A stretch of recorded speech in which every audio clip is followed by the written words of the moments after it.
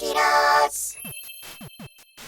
Around the age of 5, kiddos start learning about addition and subtraction, concepts that are critical in everyday life. With Peter Rabbit Cooks with Math, they get to help Peter prepare real meals with real ingredients while solving math equations. This is how you play. Welcome to Peter Rabbit Cooks with Math! Peter will tell you what recipe is being prepared and ask you for the ingredients. Next, we've got a paella order. We need 10 bell pepper slices. Connect the cubes together to form the equation. Here we're looking for 10 bell peppers. Put the equation together and press on the math cube.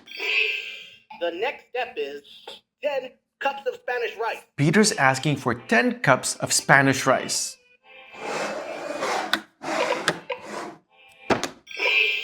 The game increases difficulty as you get better. And when you start getting additions right, it'll start adding subtractions into the mix. The next step is 4 sheets of seaweed.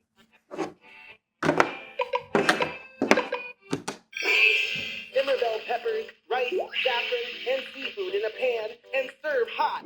It's a great way for kiddos to practice their math skills without pressure and at their own rhythm. And the difficulty of the game increases as your kiddos get better.